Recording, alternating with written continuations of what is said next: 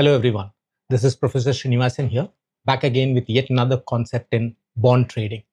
Now, as a bond trader, you don't want to put all your money in either long-term bonds or only in short-term bonds. Because if you put all your money in long-term bonds and the interest rates go up, then you stand a chance to make a huge loss. But on the other hand, if you invest all your money in short-term bonds and the interest rates fall, then you face the reinvestment risk. However, to solve this problem, there is a middle ground that is called as a bond ladder strategy. Here's how it works. Now, instead of putting all your money into one particular maturity, you spread your investments across maturity. So, for example, you might buy a 1-year bond, a 3-year bond, 5-year bond, 7-year bond, and a 10-year bond into your portfolio. Picture the rungs of a ladder. Each maturity is a rung. Now, how does it work? When the 1-year bond matures, then you reinvest the proceeds into a 10-year bond. Next, when your 3-year bond matures, you reinvest the proceeds again in a 10-year bonds.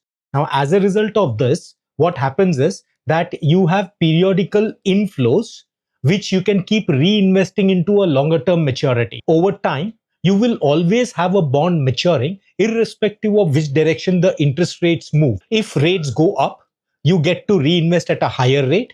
If rates go down, then anyway a substantial portion of your bond portfolio is invested in medium to long-term maturities, which is going to earn you a higher rate of interest. This strategy balances three goals: liquidity, because bonds keep maturing frequently; income stability, because you're regularly generating income; and risk reduction, because you're not betting on one particular maturity or one particular interest rate cycle. So the ladder strategy is like having your cake and eating it as well. You spread your risk, you keep your cash flow steady, and stay flexible in the changing interest rate scenario. A simple trick, but one by which even pros trade by.